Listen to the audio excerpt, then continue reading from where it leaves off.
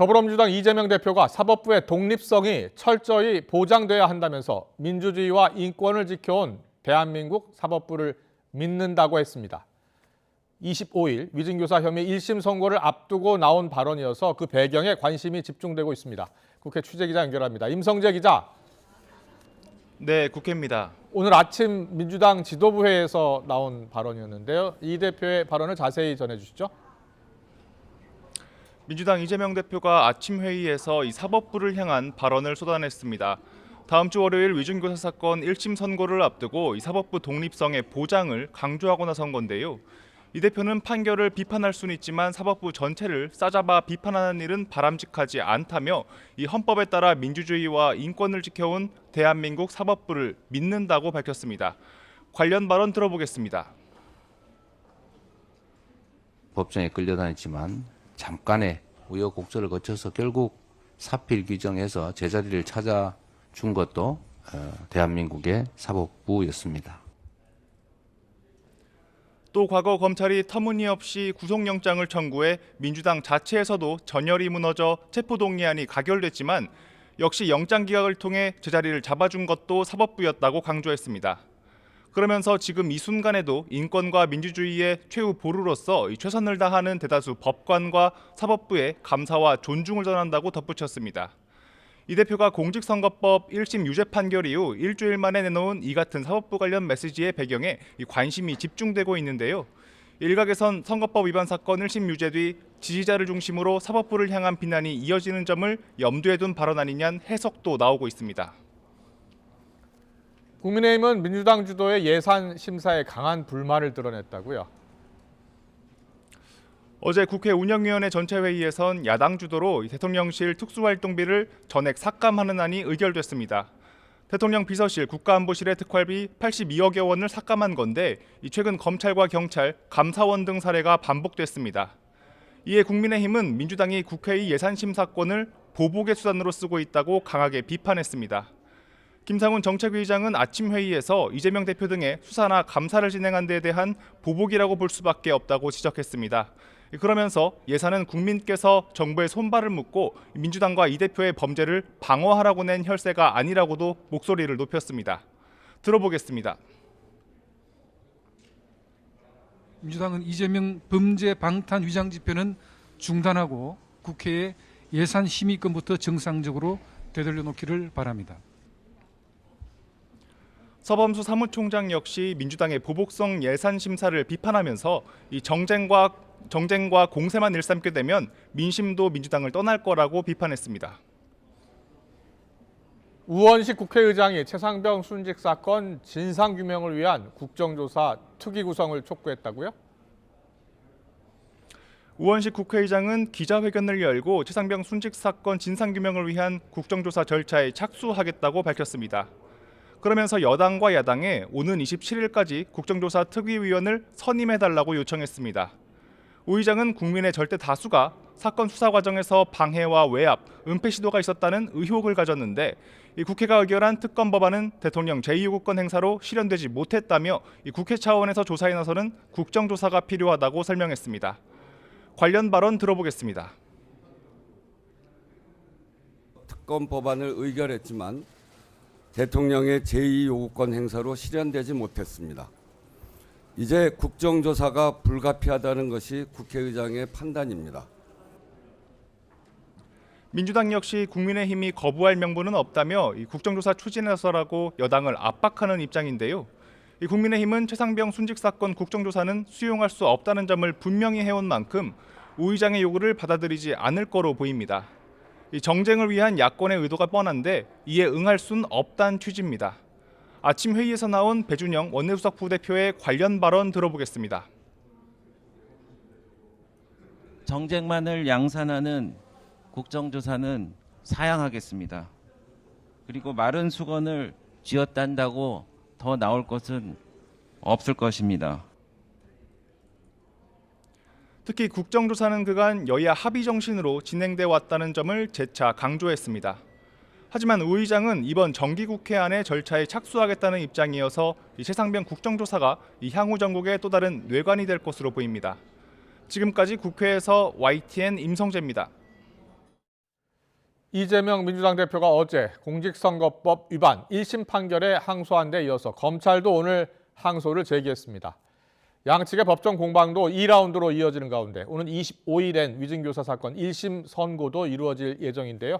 취재기자 연결해 들어보겠습니다. 김태형 기자, 먼저 검찰 항소 사유부터 전해주시죠. 네, 검찰은 오늘 선거법 위반 혐의로 이 대표에게 징역형의 집행유예를 선고한 1심 판결에 불복해 항소를 제기했다고 밝혔습니다. 사실오인과 법리오해, 양형부당을 항소 이유로 들었는데요. 검찰은 이어질 항소심에서 이 대표의 발언이 고 김문기 씨와의 업무상 관계 등 공적, 사적 교유 행위를 부인한 것이라는 점을 입증하겠다고 덧붙였습니다. 또 앞선 결심 공판에서 이 대표에게 징역 2년 실형을 구형했던 만큼 유죄가 선고된 부분에 대한 징역형 집행유예의 양형도 다투겠다는 방침입니다. 앞서 이 대표도 어제 법원에 항소장을 냈습니다. 구체적인 항소 이유에 대해선 아직 알려진 바가 없는데요. 이 대표도 그간 줄곧 무죄를 주장해온 데 이어서 선고 직후에도 법원 판단을 전반적으로 인정할 수 없다고 직접 입장을 밝히기도 했습니다. 이에 사실오인과 법리오해 모두 항소 사유로 고려된 것으로 보입니다. 앞서 이 대표는 대선 후보 시절 김 전 처장을 성남시장 시절 몰랐다거나 국토부 압박으로 백현동 부지 용도를 바꿔줬다는 취지로 허위 발언한 혐의 등으로 기소됐습니다. 법원은 지난 15일 이 대표의 일부 혐의를 유죄로 인정해 징역 1년에 집행유예 2년을 선고했는데요. 검찰과 이 대표 측이 모두 항소를 제기하면서 서울고등법원에서 다시 한번 치열한 법정 공방이 벌어질 전망입니다. 다음 주 월요일엔 이 대표 위증교사 사건 1심 선고도 예정돼 있는데요. 법원이 이번에도 공판 생중계를 불허했다고요? 네, 이 대표 위증교사 사건 1심을 담당하고 있는 중앙지법 제33형사부는 관련 법익과 사건 진행 경과를 고려해 다음 주 선고 생중계를 허락하지 않겠다고 밝혔습니다. 같은 재판부에서 이 대표의 대장동 재판 등 여러 중요 사건을 심리하고 있는 점도 고려된 것으로 해석됩니다. 오는 25일 오후 2시로 예정된 위증교사 사건 1심 선고는 지난 15일 선거법 사건 때와 마찬가지로 서관 312호 중법정에서 이뤄지는데요. 변론을 진행해온 소법정보다 큰 100여석 규모로 방청객 대상 보안 검색도 강화할 예정입니다. 일반인에게 배정된 좌석은 36석으로 많지 않지만 당일 서초동 주변으로는 지난 15일처럼 보수와 진보 양측에서 많은 인파가 몰릴 것으로 보입니다. 이에 법원도 보안 요원을 추가로 투입해 혹시 모를 사고에 대비하겠다는 방침입니다. 지금까지 서울중앙지검에서 전해드렸습니다. 국민의힘이 오는 25일 이후 이재명 대표를 정치자금법 위반 혐의로 검찰에 추가 고발키로 했습니다. 국민의힘은 이 대표가 대장동 개발업자로부터 불법 정치자금을 수수한 혐의로 유죄를 선고받은 김용 전 민주연구원 부원장과 공범이라는 취지로 고발할 예정이라고 당 법률자문위 관계자가 전했습니다. 윤석열 대통령이 연말까지 의료개혁의 핵심 과제를 마무리하겠다고 밝혔습니다. 임기 후반기에는 양극화 타개로 새로운 중산층 시대를 열겠다고도 했는데요. 오늘 아침 조찬기도의 발언을 직접 들어보겠습니다. 정부 전반기에는 민간 주도 시장 중심 기조로 경제에 활력을 불어넣기 위해 노력했다면 후반기에는 양극화 타개로 국민 모두가 미래에 대한 희망을 가지고 각자 국가 발전에 열심히 동참하도록 만들어야 합니다.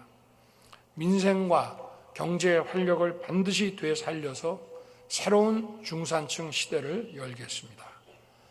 의료개혁은 연말까지 핵심 과제를 마무리하고 최종 목표인 지역 완결적 의료체계 구축을 임기 내에 반드시 이루어낼 것입니다. 교육개혁은 꼼꼼하게 추진해서 유보 통합과 늘봄 학교를 안착시키고 창의적인 미래 인재를 길러낼 것입니다. 자녀 입시 비리와 감찰 무마 의혹으로 기소된 조국혁신당 조국 대표가 다음 달 대법원 판결을 받습니다. 앞서 원심에서 징역 2년, 실형을 선고받았는데 대법원에서 이 형이 확정되면 의원직을 잃고 구속 절차를 밟게 돼 정치 생명의 중대 갈림길에 섰습니다. 신지원 기자의 보도입니다. 조국혁신당 대표는 자녀의 입시 비리와 청와대 감찰 무마 혐의로 1심과 2심에서 징역 2년을 선고받았습니다. 딸에게 허위 인턴십을 주거나 장학금을 받게 하고 청와대 민정수석 시절 유재수 전 부산경제부 시장에 대한 특별감찰반의 감찰을 막은 혐의 등입니다. 원심 재판부는 직권남용과 업무방해 등 혐의로 조 대표에게 실형을 선고하면서도 법정 구속하지는 않았습니다. 대법원의 최종 판단을 구하고자 합니다. 대법원 판결 전에 제가 할 수 있는 모든 일을 다하겠다라고 말씀드리겠습니다. 그리고 다음 달 12일 조 대표와 검찰 양측이 상고한 지 10달 만에 대법원이 상고심 선고를 내립니다. 조국혁신당은 대법원이 사실에 근거해 파기환송 결정을 내릴 것으로 기대한다며 결과와 무관하게 흔들림 없이 할 일을 하겠다고 밝혔습니다. 상고심 주심을 맡은 엄상필 대법관은 지난 2021년 서울고등법원 부장판사 시절 조 대표의 배우자 정경심 교수의 항소심에서 징역 4년을 선고한 적이 있습니다. 당시 정 교수의 입시 비리 혐의를 모두 유죄로 판단했고 대법원에서 확정됐습니다. 만약 이번에 조 대표가 원심의 징역 2년 실형을 확정받게 되면 구속 절차를 거치게 됩니다. 금고 이상의 형이 확정되면 의원직을 상실하고 피선거권도 박탈되는 만큼 대법원 판단에 따라 조 대표의 정치적 운명이 엇갈릴 전망입니다. YTN 신지원입니다. 공천 개입 의혹의 핵심 인물인 명태균 씨가 구속 이후 4번째 조사를 받고 있습니다. 창원지방검찰청은 오늘 오후 2시부터 명 씨를 불러 조사하고 있습니다. 명 씨의 변호인은 범죄 사실 자체가 다 소명되지 않았고 다툼의 여지가 굉장히 많다면서 명 씨는 여전히 구속이 부당하다는 입장이라고 밝혔습니다. 그러면서 다음 달 3일 안에 구속 적부심을 법원에 청구할 계획이라고 설명했습니다. 검찰이 손태승 전 우리금융지주 회장에 대해 구속영장을 청구했습니다. 서울 남부지방검찰청은 손 전 회장에 대해 특정경제범죄 가중처벌법상 배임 혐의로 구속영장을 청구했다고 밝혔습니다. 검찰은 우리은행이 지난 2020년 4월부터 올해 1월까지 손 전 회장 친인척 관련 법인이나 개인 사업자에게 350억 원 규모의 대출을 해주는 과정에 손 전 회장이 관여했는지 조사하고 있습니다. 검찰은 또 조병규 우리은행장을 비롯한 현 경영진이 부당대출 과정을 알고도 금융당국에 즉시 보고하지 않은 것으로 보고 조 은행장을 피의자 신분으로 전환했습니다. 다음 달 임기가 만료되는 조병규 우리은행장이 손태승 전 우리금융 회장의 친인척 부당대출 사건으로 전격 교체 수순을 밟을 것으로 보입니다. 우리금융이사들은 오늘 정기이사회에서 조 행장 연임 여부를 논의하고 이같이 의견을 모은 것으로 전해졌습니다. 이사들은 조 행장의 연임 여부를 논의한 결과 부당대출 사건 여파가 커져 임기 만료 후 교체가 불가피하다고 판단한 것으로 전해졌습니다. 김세환 전 중앙선거관리위원회 사무총장이 자녀 특혜 채용 혐의로 구속 갈림길에 섰습니다. 검찰은 김 전 사무총장이 없는 자리를 만들어서 자녀에게 유리한 채용 조건을 내세운 것으로 의심하고 있는데요. 선관위 내에서는 김 씨의 아들이 세자로 불렸다는 말도 나왔죠. 구속 여부는 이르면 오늘 결정됩니다. 김지성 기자입니다. 김세환 전 중앙선거관리위원회 사무총장이 구속 전 피의자 신문에 출석했습니다. 선관위 고위직을 지내며 자녀의 특혜 채용에 관여하는 등 직권남용과 국가공무원법을 위반한 혐의입니다. 세자로 아드님이 세자로 불리셨던데 모든 특혜 지원 직접 지시하신 건가요? 죄송합니다. 김 전 사무총장의 아들은 지난 2020년 1월 인천 강화군청에서 일하다가 선관위 8급 경력직으로 채용됐습니다. 당시 김 전 총장은 최고위직에 속하는 선관위 사무차장이었습니다. 검찰은 김 전 총장이 특혜 채용을 위해 없는 자리를 만들었다고 의심하고 있습니다. 당시 인천 선관위는 정원 초과였는데도 선발 인원을 2명으로 늘렸고 아들에게 유리한 조건까지 내세운 겁니다. 김 전 사무총장의 아들은 아버지와 함께 근무했던 면접관들에게서 최고점을 받았고 채용 후에도 이례적인 승진으로 선관위 내부에서 세자로 통했습니다. 이런 특혜 정황은 선관위 감사에서 드러났는데 감사원은 지난 5월 검찰의 채용 비리가 의심되는 27명을 수사 의뢰했습니다. 김 전 사무총장의 구속 여부는 이르면 오늘 결정됩니다. YTN 김지선입니다. 일본 정부는 오는 24일 사도광산 추모식에 외무성 차관급인 이쿠이나 아키코 정무관이 참석한다고 밝혔습니다. 한국 측에서는 박철희 주일 한국 대사가 참석하는 것으로 알려졌습니다. 이쿠이나 정무관은 의원 당선 직후인 2022년 8월 15일 일본 패전 이래 태평양 전쟁 A급 전쟁 범죄자들이 압사된 야스쿠니 신사를 참배하기도 했습니다. 이번 주말은 대체로 맑고 선선해 막바지 늦가을 날씨를 즐기기 좋을 것으로 보입니다. 하지만 다음 주에는 겨울 시작을 앞두고 다시 영하권 추위가 찾아오겠고 서울 등 내륙 곳곳에 첫눈이 내릴 가능성도 있습니다. 이후 이번 겨울에는 대체로 온화하지만 기온 변동폭이 클 것으로 예고됐는데요. 취재기자 연결해 자세히 알아보겠습니다. 정혜윤 기자, 우선 주말과 다음 주 날씨 상황부터 알아보죠. 날씨 변화가 또 커진다고요? 네, 그렇습니다. 이번 주말과 다음 주 사이 또 날씨 변화가 커질 것으로 보입니다. 주말과 휴일까지는 대체로 맑고 선선해 막바지 늦가을 날씨를 즐기기 좋을 것으로 보이는데요. 문제는 다음 주입니다. 12월 겨울 시작을 앞두고 또다시 찬 공기가 남하하면서 영하권 추위가 찾아오는데요. 지난번보다 더 강한 한기가 남하하면서 아침 기온이 주 후반으로 갈수록 영하로 크게 떨어질 것으로 예상됩니다. 서울 아침 기온이 수요일까지는 영상권을 유지하다 목요일과 금요일 영하 1도로 떨어지고 토요일에는 영하 3도까지 기온이 내려가겠습니다. 영하권 추위는 겨울이 시작하는 12월 초반까지 예년보다 추운 날씨가 이어질 것으로 예상됩니다. 특히 이번에는 추위와 함께 다음 주 중반 서울 등 중부와 전북, 경북 내륙에 첫눈 가능성도 예고돼 있어서 계절이 점차 겨울로 빠른 걸음을 할 전망입니다. 네, 겨울 시작을 앞두고 추위와 눈 소식에 있어서 이번 겨울 날씨 궁금합니다. 오늘 기상청에서 공식적인 발표가 있었죠? 네, 그렇습니다. 오늘 오전 기상청에서 앞으로 3개월 동안의 겨울철 날씨 전망을 발표했는데요. 이번 겨울은 대체로 온화하지만 기온 변동폭이 큰 겨울이 될 것으로 예상됩니다. 네, 우선 기상청은 이번 겨울 높은 해수면 온도와 티베트 고온의 적은 눈덮임 등으로 인해서 12월부터 2월까지 기온이 평년과 비슷하거나 높을 것으로 예상했습니다. 다만 초반 추위를 몰고 오는 라니냐와 또 북쪽 한기를 몰고 오는 북극의 적은 해빙 면적 등이 변수가 될 것으로 내다봤는데요. 12월에는 다음 주부터 초반까지 이어지는 추위에 이어서 3주차쯤 또 한 차례 북쪽 한기가 남아할 가능성이 있고 또 1월에도 주기적으로 기온이 크게 떨어질 수 있다는 겁니다. 기상청은 가을에 이어서 이번 겨울에도 온화한 날씨와 추운 날씨가 반복하면서 날씨 변화가 큰 계절이 될 수 있다며 주의를 당부했습니다. 또 겨울철 강수량은 라니냐 영향으로 예년보다 적은 양이 예상돼 이번 겨울도 건조한 날씨가 예고됐습니다.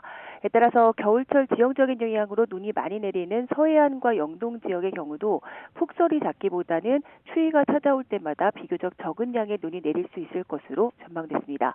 지금까지 과학해상부에서 YTN 정혜윤입니다.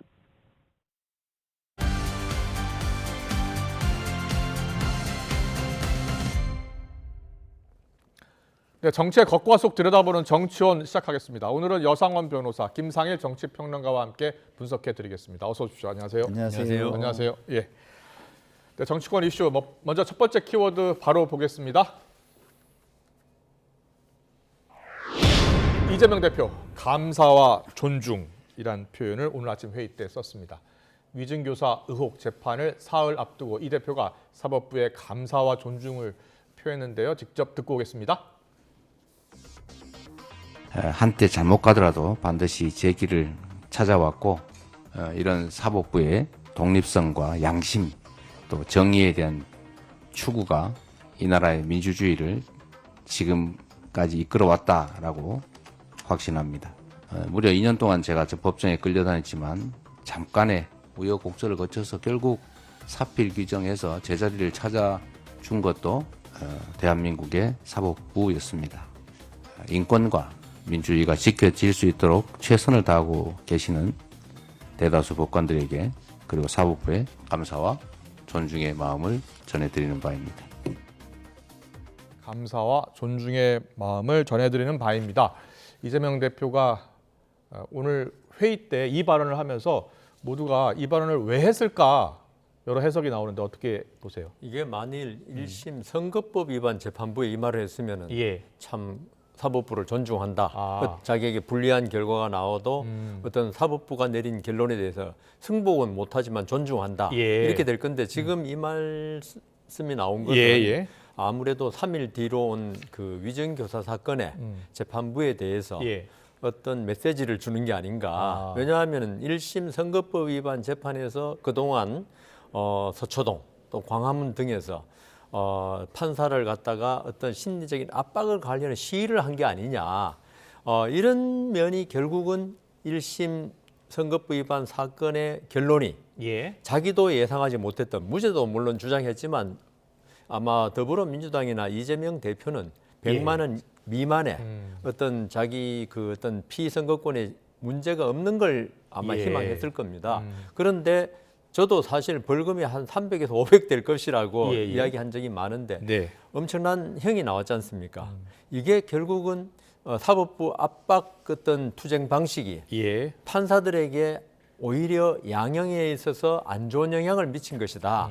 이런 생각을 했을 것 같아요. 그렇군요. 그래서 이번에는 좀 유화 정책으로 나가가지고 사법부에 대해서 어떤 뭐 달랜다 그래야 되나 그거는 좀 어폐가 있고 하여튼 사법부하고 이렇게 대립적인 각을 세우지 않겠다는 취지의 말로 비칩니다. 그리고 여성 변호사께서는 판사 생활을 하셨잖아요. 이런 발언들이 영향을 미친다고 보세요?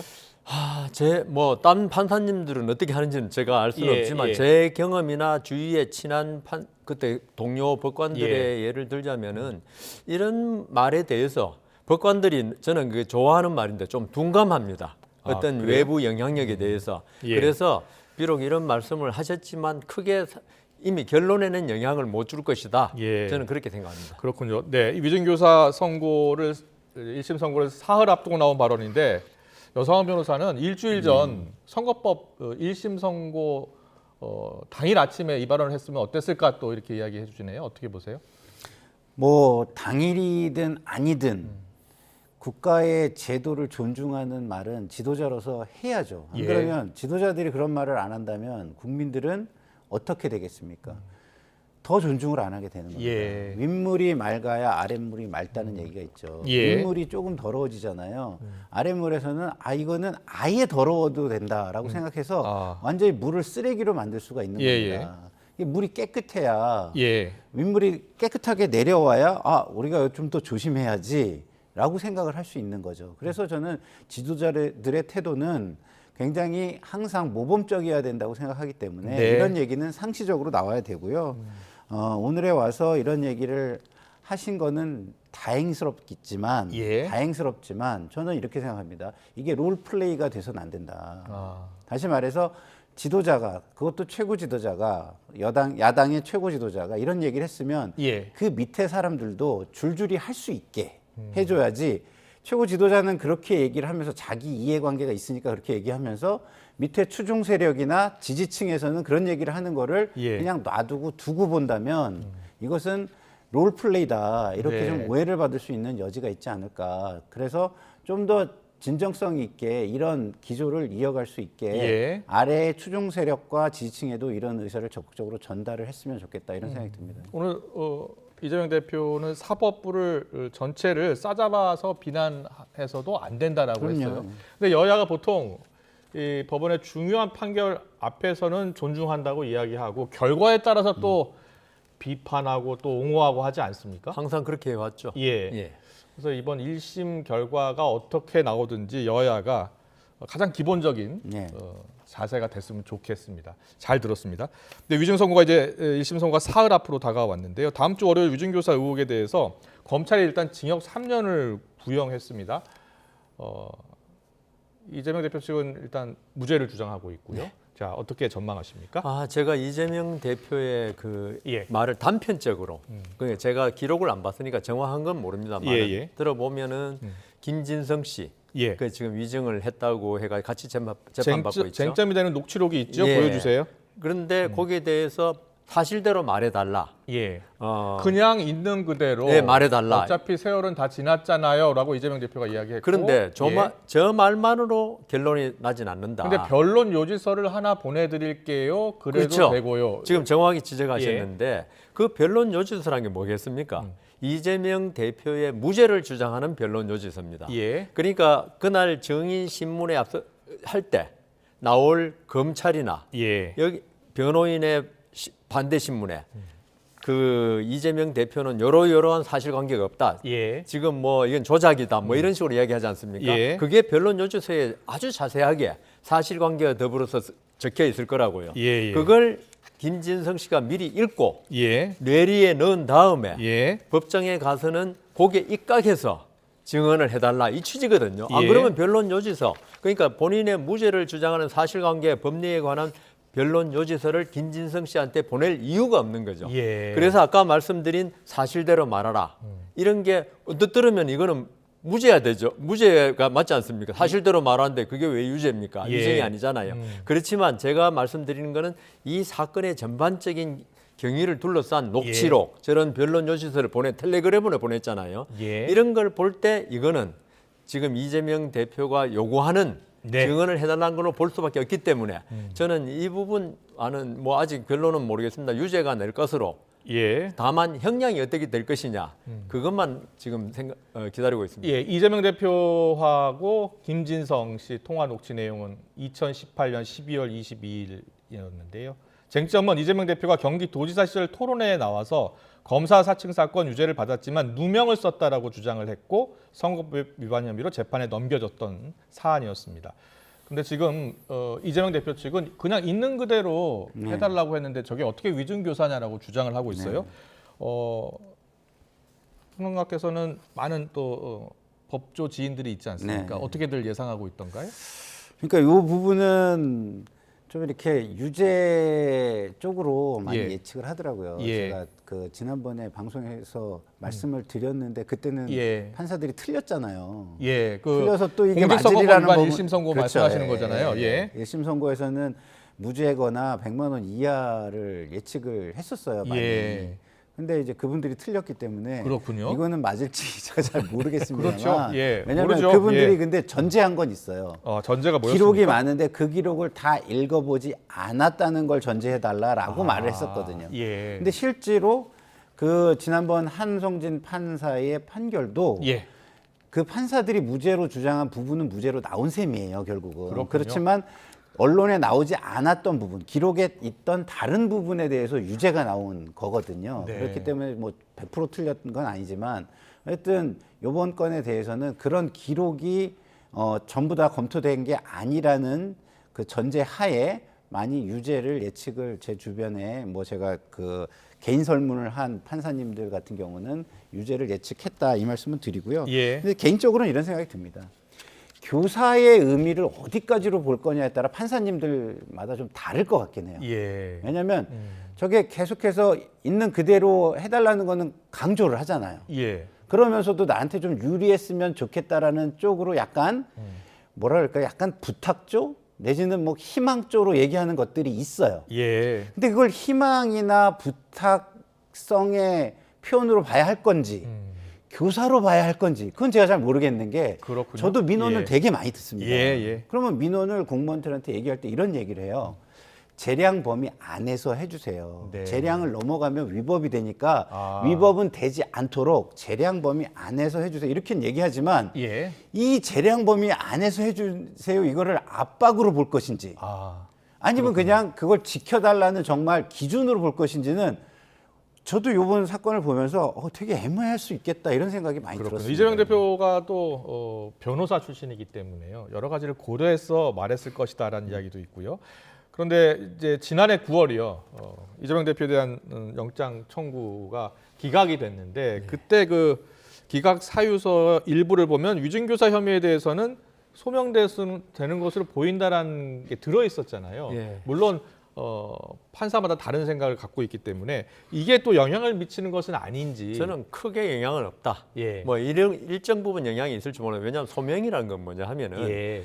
본안 재판이 아니고 어떤 영장이나 가처분, 가압류 등 재판의 전제가 되는 사실들에 관해서는 그냥 일형의 증거라 그럽니다. 좀 어려운 말인데 예, 그걸 예. 할 수 있지만 증명이라는 거는 재판에서 유죄로 할 때 엄격한 증거에 의해서 인정되는 사실을 증명이라거든요. 예. 그래서 이번에는 조금 그 유창훈 부장의 예. 일형 소명이 된다는 거는 그때 그 입장에서 본 거지. 이번 1심 선고에 큰 영향을 미치지 그렇죠. 않을 것이다. 그렇죠. 알겠습니다. 25일 그러니까 다음 주 월요일 날 1심 선고가 나올 예정입니다. 잘 들었습니다. 다음 키워드 보겠습니다. 네. 서른 전 의원이 오늘 아침에 인터뷰를 했는데요. 이재명 대표의 위증교사 의혹에 대한 25일 1심 선고 이후엔 민주당 내 분위기가 어떻게 변할지가 관심이었는데 서른 전 의원은 이재명 대표가 사퇴하는 것이 상식이다라는 주장을 폈습니다. 듣고 오겠습니다. 사퇴하는 것이 상식이죠. 네. 왜냐하면은 이건 뭐 시간 문제이지 끌어봐야 그냥 당에 누만 끼치는 결과입니다. 네. 당대표 할 사람 수두룩 합니다. 선거 비용 434억 보전받은 걸 내놔야 한다 이렇게 되는데 우리 당하고 상관이 없는 상황입니다. 아, 그렇군요. 자신이 개인의 위치에서 했던 일인데 예. 이게 재판이 지금 하고 있을 뿐입니다. 자기 자신이 대표직을 사퇴하고 국회의원 사퇴하고 내 재판만 받겠다. 예. 그러나 윤석열 대통령 물러나라 이렇게 나오면은 국민들이 환호하죠. 그건 먹힌다니까요. 저건 이재명이 진짜 제대로 하고 있구나. 예. 이렇게 나와야 돼요. 근데 그게 나와야지. 그것도 늦어지면 안 돼요. 네. 당내에서는 비명계에서도 단일 대우로 나서야 한다라고 지금 하고 있는데 서른 전 의원은 물론 민주당을 탈당했고 탈당하기 전에 이재명 대표가 워낙 각을 많이 세웠던 정치인이었기 때문에 오늘 서른 전 의원은 사퇴하는 게 상시다라고 했습니다만 일단 지금 민주당 내의 분위기와는 좀 다른 것 같아요. 그렇죠. 예. 네, 그렇지만 용기 있는 말이라고 저는 생각합니다. 왜냐하면 민주당이 단일 대우를 주장하는 것은 누구를 위하여 이거잖아요. 예. 저는 지금 현 살아있는 권력의 부당함 네. 내지는 많은 의혹 거의 거악으로 느껴지는 그 부분에 대해서 단일 대우로 맞서야 된다는 건 저도 동의를 해요. 예.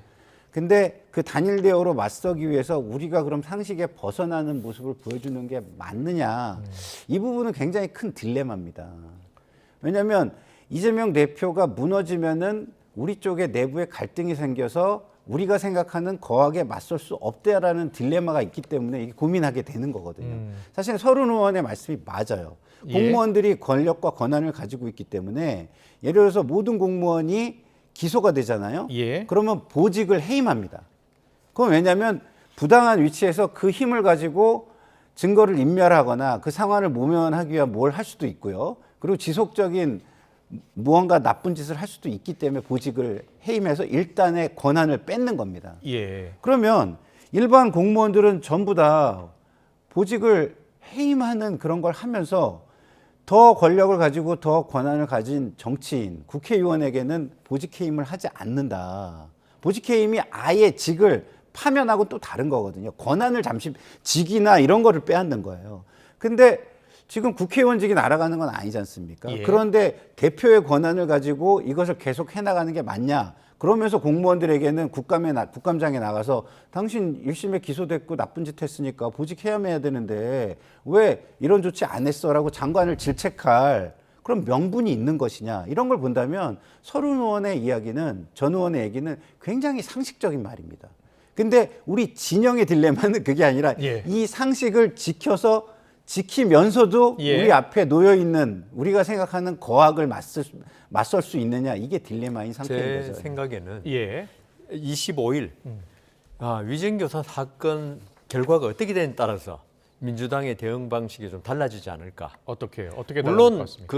앞으로 파장은 선거법 위반 판결이 컸지만 예. 이 위증교사마저 징역 1년이나 1년 6월에 집행유예 2년 3년 나오면요. 예. 이재명 대표란 일극 체제가 흔들릴 가능성이 아주 많아지죠.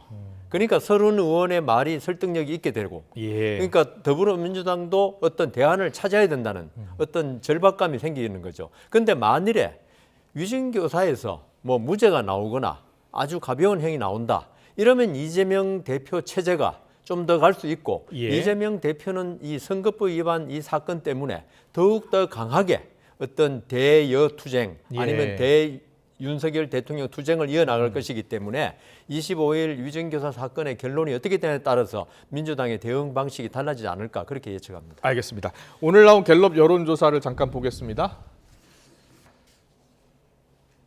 네, 대통령 직무수행 평가가 20% 그대로 나왔고요. 부정평가는 72%로 1%포인트 올랐고요. 그리고요.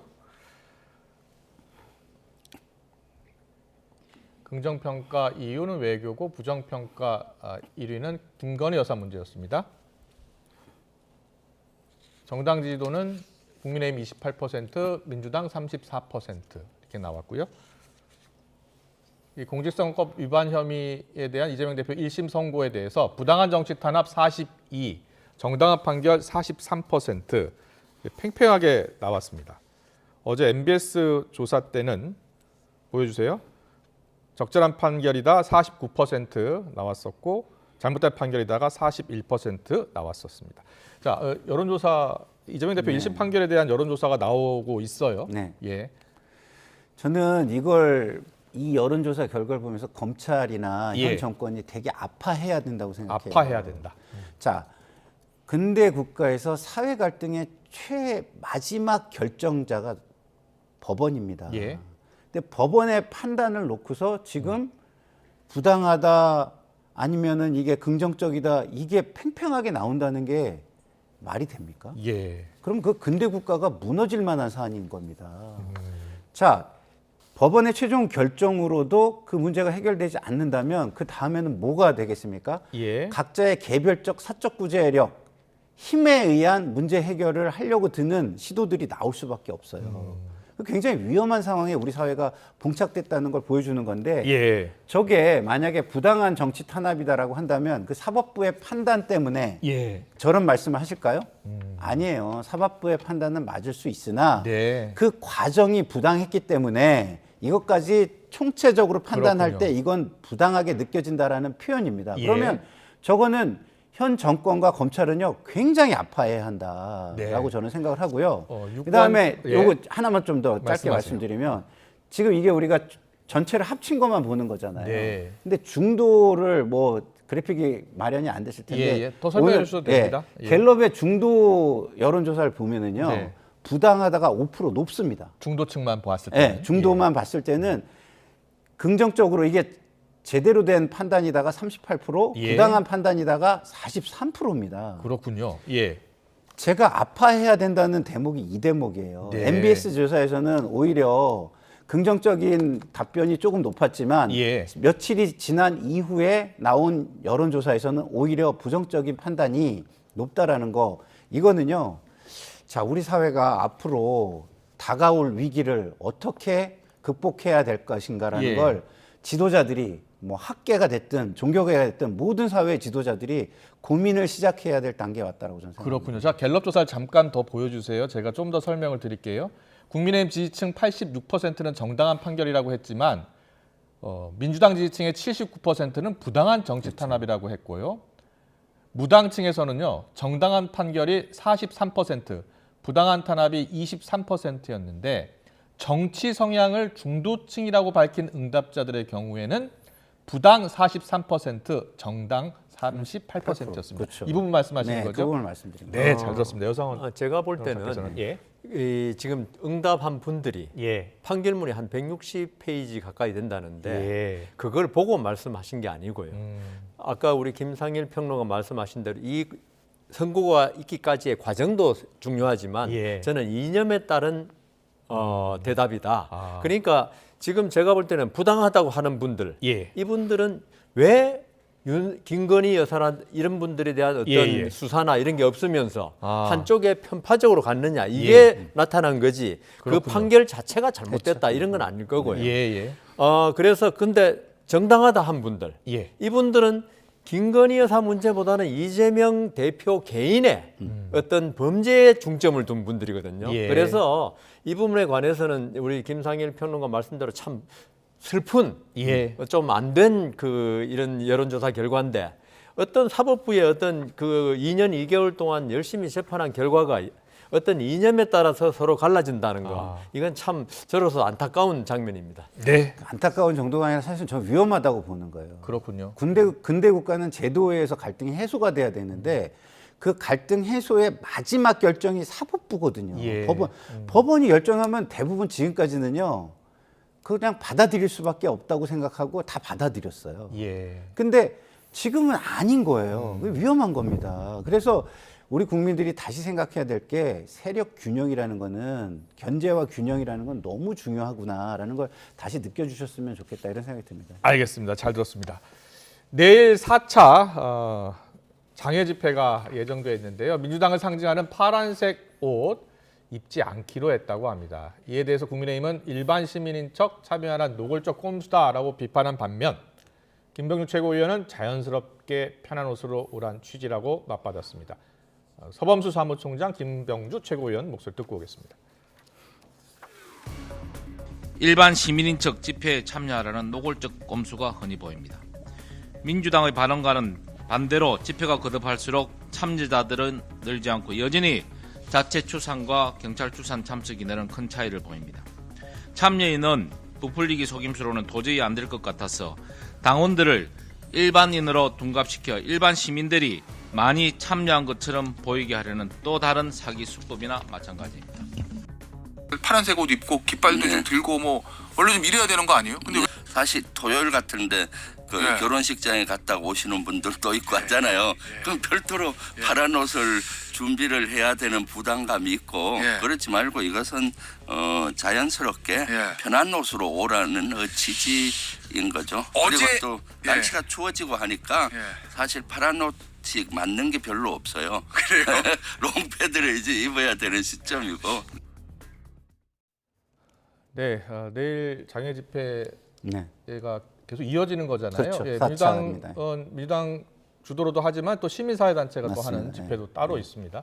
파란 옷을 입지 말라고 한 취지에 대해서는 여러 해석이 나오더라고요. 어떻게 보고 계세요? 저는 맞는 방향이라고 생각합니다. 왜냐하면 저는 처음부터도 이 방송에 나와서도 그런 얘기를 했어요. 민주당이 주도해서 나가면은 그 동력이 붙지 않을 가능성이 높다. 그러니까 시민사회를 앞세워야 된다. 그런 얘기를 했거든요. 근데 이런 거잖아요. 좋은 시도예요. 좋은 시도인데 옷은 안 입게 했는데 내용이 그대로 옷 색깔의 내용이면은 어떻게 되겠습니까? 역시 동력이 붙지 않겠죠. 그래서 저는 일단 기본적으로 형식적으로 옷을 입지 말라는 건 잘했다. 그러나 내용 면에서도 파란 색깔의 이야기만 저기서 해서는 안 된다. 본질인 김건희 여사와 이 정권의 문제를 중심적으로 얘기하고 그 외의 것들은 최대한 자제시키고 안 나오게 하는 것이 맞다. 그래야 동력이 붙고 앞으로 강하게 추동력을 가지고 나갈 수 있을 것이다. 뭐 이렇게 저는 생각합니다. 시민사회라든지 일반 시민들이 더 참여할 것으로 보십니까? 그러니까 제가 말씀드린 것처럼 내용이 거기서 또 진영 대결 같은 내용을 막 얘기를 해요. 예를 들어서 그러면은 뭐 우리 뭐 이재명 대표는 무죄고 뭐 무죄 그 탄원에 참여해달라 그러고 막 그러면 중도층 국민들은 아 이거 뭐 진열 대결의 장이구만, 정의를 구현하려고 우리가 나오는 게 아니구만 이렇게 생각할 수가 있다는 거예요. 그래서 제가 그 말씀을 드립니다. 내용도 중요하다. 제 생각에 내용도 중요하다. 저는 뭐 재판을 오래 했기 때문에 어떤 사람의 말 그건 우리가 주장이라고 그럽니다. 주장을 갖다가 정당하게 하는 걸 입증이라고 그럽니다. 그러니까 김병주 의원이 저런 말을 했을 때 이 진정한 의도냐 아니면 서범수 사무총장 말대로 그런 의도냐 이건 결국은 김병주 의원의 말의 전후 맥락 그리고 더불어민주당이 처한 상황 이런 걸 종합적으로 보고 김병주 의원의 말이 과연 진심에서 우러난 건지 판단해야 되는데 사실 뭐 제가 이런 말 한 거 서범수 총장하고 같은 취지가 되겠는데 지난번에 선거법 위반 때 어떤 서초동에서 그런 시위를 한 게 결국 악영향을 미쳤다고 판단한 것 같아요. 제 생각에는. 그래서 이번에 파란 옷 하면 우리는 더불어민주당을 떠올리지 않습니까? 이런 식으로 해가지고 아무리 의도가 선하다 하더라도 그런 정치색이 들어가 버리면 그 집회는 결국은 이재명 대표의 위정교사 사건에 또 판사에 대한 압박을 하기 위해서 한 것으로 보이지 않겠는가 이런 취지에서 나왔다고 보기 때문에 뭐 김병주 의원 본인만 알겠지만 그 의도는 제가 한번 생각해 볼 필요가 있다고 생각합니다. 알겠습니다. 계속해서 다음 키워드 가기 전에 조국 대표 이야기 좀 하겠습니다. 조국 대표가 다음 달 12일 상고심 선고일이 잡혔습니다. 1심과 2심에서는 징역 2년을 선고받았는데 상고심 판단에서는 어떤 부분이 핵심 쟁점이 될 것 같아요? 상고심에서 어떤 그 가짜라 그래야 하나요? 조작된 어떤 뭐 여러 가지 증명서를 냈느냐 이거는 더 이상 심리 안 할 겁니다. 그것은 심리 안 하고요. 그건 사실 인정 문제이기 때문에 1, 2심에서 똑같은 결론이 나왔고 문제는 그 동양대학 PC 그 압수수색 할 때 그 소유자는 동양대학이 맞는데 그 안에 든 증거의 주체는 이 조국이나 정경심 교수다. 이러기 때문에 그 사람들의 입회하에 압수수색이 이루어져야 된다는 게 그 법리 주장을 했습니다. 조국 대표 측에서는 그 증거로 삼을 수 없다라고 그러니까 주장했죠. 절차 위배로. 그래서 그걸 했는데 2심에서도 배척됐는데 대법원에서 할 거는 그 부분이 맞냐 안 맞냐, 위법이냐 아니냐인데 사실 정경심 교수 재판했던 엄상필 지금 현재 대법관이 고등부장일 때 이 부분에 대해서 위법이 없다고 판단했기 때문에 지금 조국 교수의 조국 의원의 주심 대법관도 엄상필 대법관입니다. 아, 그래요? 네, 그래서 제 생각에 이게 지금 거물 정치인에 대한 판결, 대법원 판결로서는 좀 빨리 나오는 셈이거든요.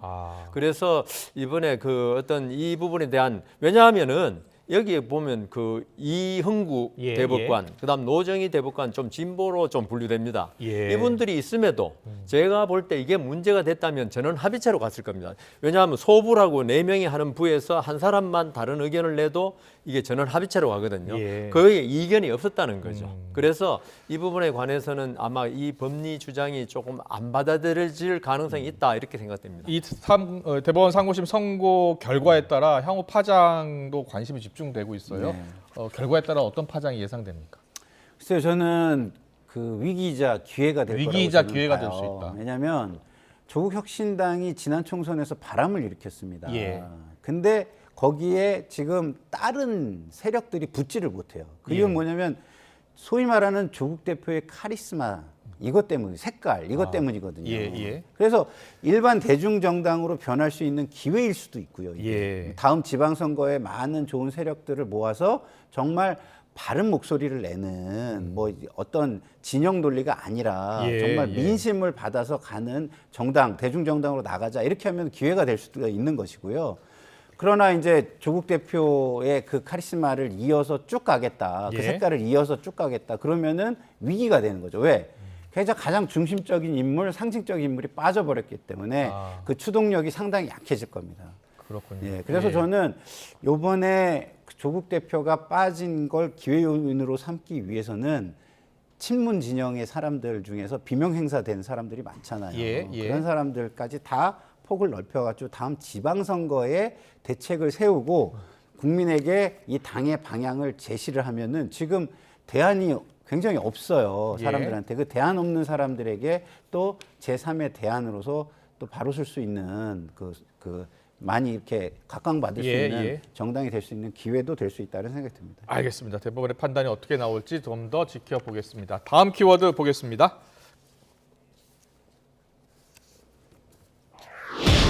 네, 김재원 최고위원, 국민의힘 최고위원이요. 여론 조작 의혹이 있다.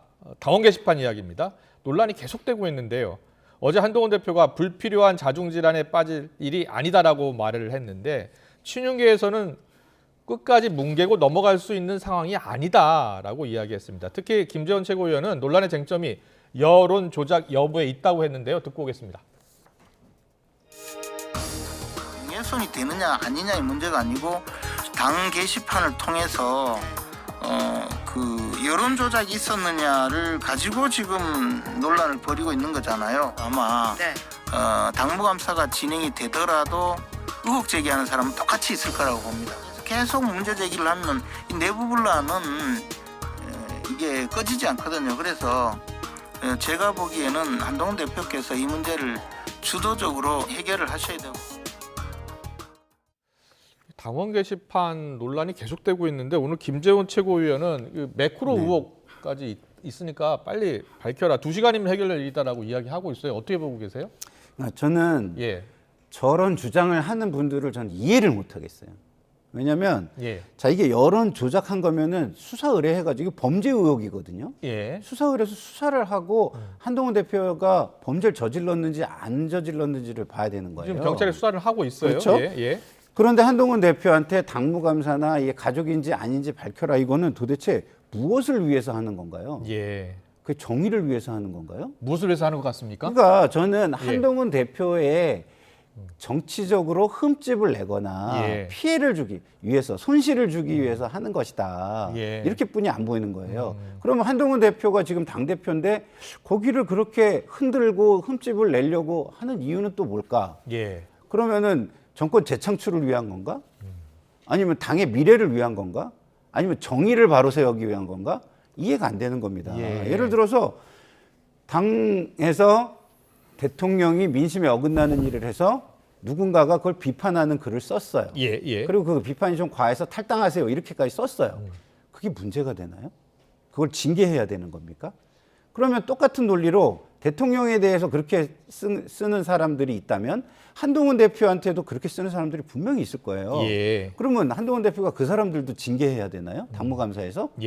저는 아니라고 보거든요. 그래서 이게 무슨 민심을 반영하는 것도 아니고 국정 운영에 필요한 것도 아니고 정의를 바로 세우는 것도 아니고 결국은 핵심 본질은 한동훈 대표의 정치적인 이해가 손실이냐 이득이냐 이것만 있는 사안인데 왜 이걸 여당 전체가 들러붙어가지고 이렇게 오래 끌지?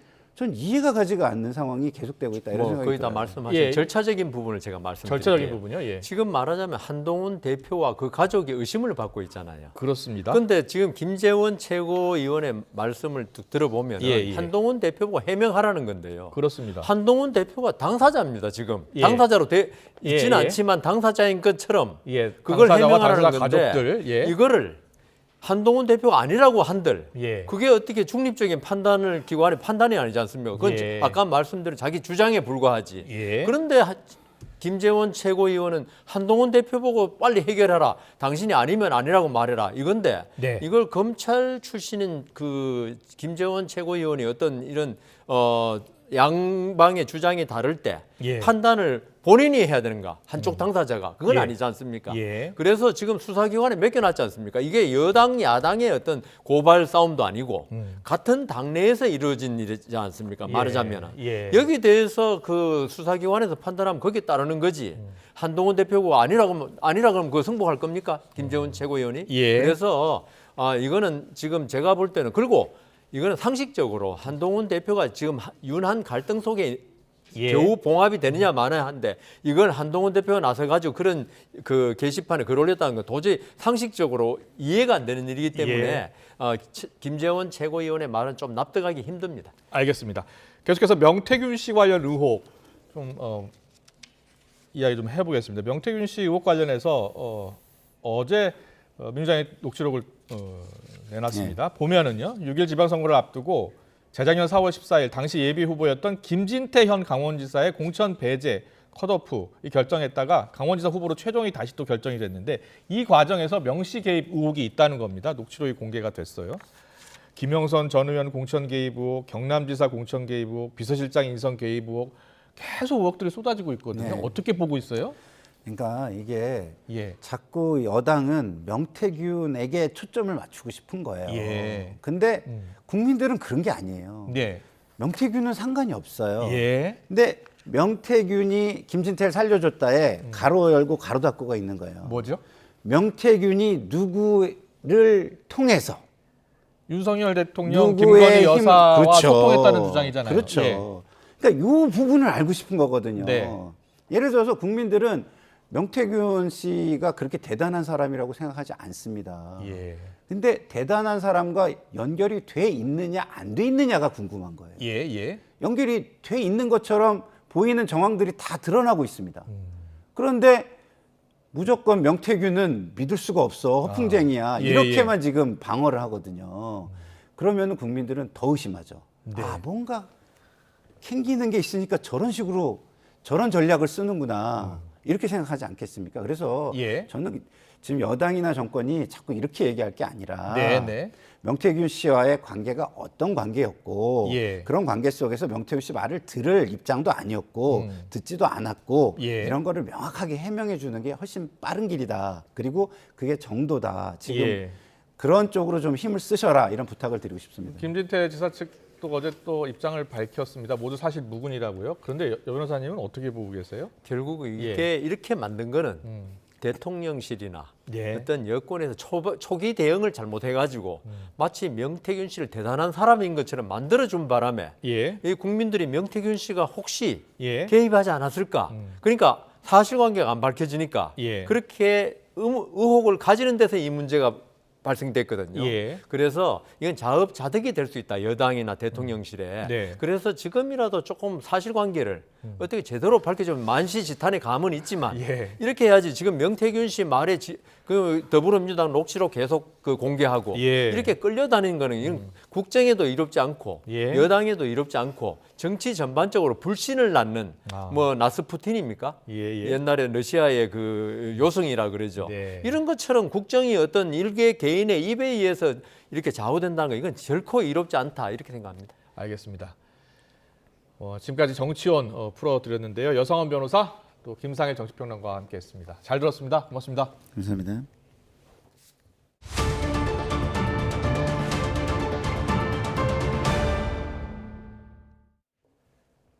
대통령실이 이 추경을 포함한 추가 경정 예산을 포함한 이 재정의 적극적인 역할을 배제하지 않는다는 입장을 밝히자 재정당국인 기획재정부가 추경 편성은 검토하고 있지 않다는 그런 공식 입장을 내놨습니다. 민생과 경제 성장에 큰 영향을 미치는 재정 정책을 놓고서 경제사령탑 간의 엇박자도 나타나고 있습니다. 오인석 기자입니다. 이달 초 윤석열 대통령을 대신해 내년 예산안 시정 연설에 나선 한덕수 총리는 지난 2년 반 동안 시장 경제와 건전재정 기조를 정착시키는데 역량을 집중했다고 말했습니다. 정부는 흔들림 없는 건전재정 기조 아래 효율적인 재정 운영을 치열하게 고민하여 내년도 예산안을 마련했습니다. 올해 30조 원에 이르는 세수 펑크에 정부는 국채 발행이 아닌 외평기금과 주택도시기금 등을 동원해 결손을 메우겠다고 발표했습니다.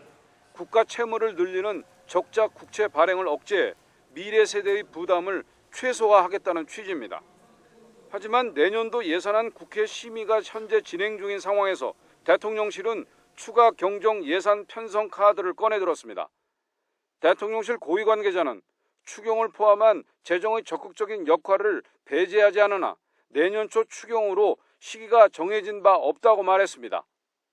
최근 국제통화기금 IMF는 한국 경제의 하방 리스크가 커졌다며 내년 우리 경제 성장률 전망치를 한 달 만에 2.2%에서 2%로 0.2%포인트 낮췄습니다. 한국개발연구원 KDI도 내수 회복이 예상보다 더 지연되고 있다며 올해 성장률 전망치를 2.2%로 0.3%포인트 끌어내렸고 내년 성장률 전망도 2%로 0.1%포인트 낮췄습니다. 내수 부진과 경제 성장률 둔화에 대통령실이 적극적인 재정 카드를 검토하고 있는 것으로 분석됩니다. 하지만 재정당국인 기획재정부는 곧바로 공식 보도자료를 내고 내년 추경 예산 편성을 검토하고 있지 않다고 반박했습니다. 기재부 관계자는 현재 내년도 예산안이 국회 심사 중인데 추경 편성을 언급하는 것은 앞뒤가 맞지 않는 뜬금없는 얘기라고 밝혔습니다. 예산안이 확정돼도 경기 상황이 추경 편성 요건인 국가재정법에 부합하는지 현재로선 알 수 없다고 덧붙였습니다. 내수 부진이 길어지고 트럼프 2기 행정부 출범으로 내년엔 수출 둔화 가능성도 나오는 만큼 적극적인 정부 지출로 재정 정책을 전환해야 한다는 목소리도 나오고 있습니다. 내수 침체로 가장 타격을 받는 계층이 이제 저소득층, 취약계층이기 때문에 취약계층의 일자리를 만들어주고 또 취약계층을 도와주는 그런 재정 지출이 필요하다 이렇게 볼 수 있습니다. 반면 IMF는 고령화 등 장기적인 지출 압력에 대응하기 위한 적극적인 건전재정 기조가 필요하다고 권고했고 KDI도 내년도 예산안이 현 상황에서 적절한 정책 기조로 판단된다고 밝혔습니다. YTN 오인석입니다.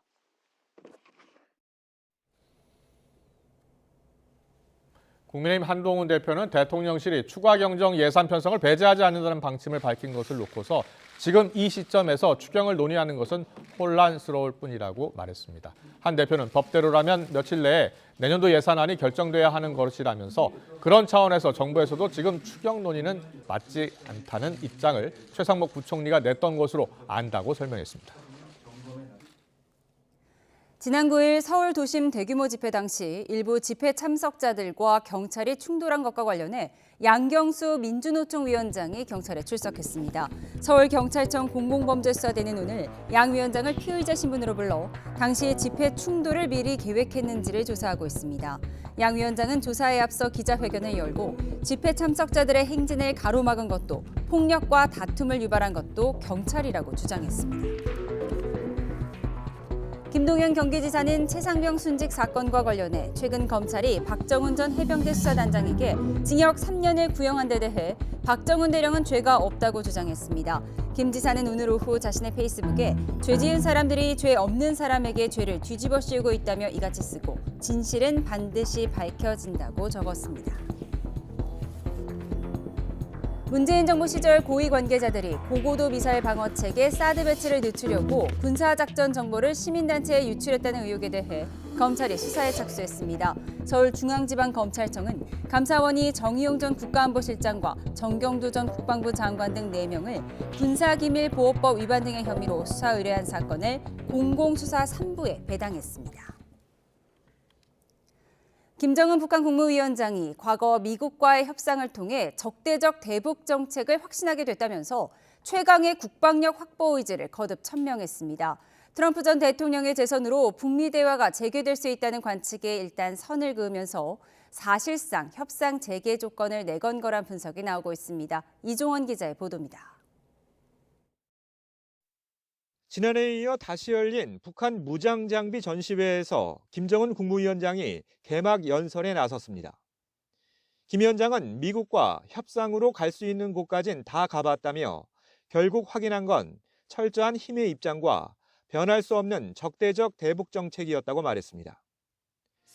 트럼프 1기 행정부 시절 2차례 진행된 북미 정상회담이 빈손이었던 걸 거론한 것으로 과거와 같은 조건에선 다시 미국과 협상 테이블에 앉지 않겠다는 뜻을 천명한 것으로 보입니다.